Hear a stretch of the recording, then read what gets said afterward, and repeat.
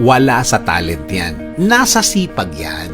Sa ating buhay, marami tayong kilala na mga tao na magaling naman. Grabe ang talent. Grabe ang mga abilities nila. Minsan, nagugulat ang mga tao sa paligid niya na may kakayanan pala silang ganon. Kaya pala niya ng ganon. Pero bakit ganon? Bakit ganon ang kalagayan niya sa buhay? Bakit parang hindi match? Bakit parang hindi niya mapakinabangan ang talent niya? Kasi nga, wala sa talent yan. Nasa sipag at attitude yan. May mga taong kahit ilang beses mo nang binigyan ng chance, nabigyan ng chance ng buhay, bakit parang hindi umaangat? Parang hindi nagle-level up. Parang hindi niya napapakinabangan ang kaya niyang gawin. Di nga ba, sabi nila, hard work beats talent when talent doesn't work hard. Kailangan talaga ng tamang plano at approach sa buhay na ito. Gamit mo ang iyong talent. Kung hindi, walang mangyayari yan. May mga pagkakataon naman na nakikita mo na walang katalent-talent ang isang tao. Pero nakikita mo na gusto talaga niyang matuto. Gusto talaga niyang mag-focus.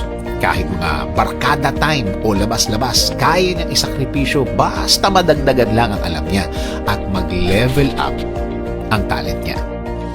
One day, ang galing-galing na niya. Magugulat ka na lang na nag-iba ang mga kaya niyang gawin. Nadagdagan pa!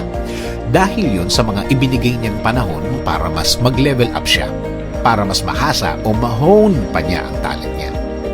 Nag-focus siya at sinabi niya sa sarili niya na hindi siya titigil hanggang hindi niya nakikita ang sarili niya na naabot na niya, na-reach na niya ang pinakamagaling niya through his or her talent. Nakakalungkot na marami tayong kilala na may talent na tamad. Parang ang galing-galing na niya. Feeling niya, hindi na niya kailangan mag-level up pa. Ayaw magpaturo, ayaw magpa-guide. Saksakan ng yabang. Well, totoo naman, kahit naman napakagaling ng talent mo, kailangan mo pa rin maging humble. Hindi yan lisensya para maging mas mataas ka sa ibang tao, para mas maging VIP ka all the time. Nothing beats hard work, ika nga. Kahit napaka-talented na mga katapat mo o kaya kalaban mo kung saan kapag nag-focus ka, kakayanin mong patumbahin ang sino man basta may sipag at tiyaga ka lang. Kahit gaano pa sila kagaling, tapatan lagi ng sipag at tamang attitude, magiging okay na ang lahat. Humingi ng tamang guidance galing sa Diyos.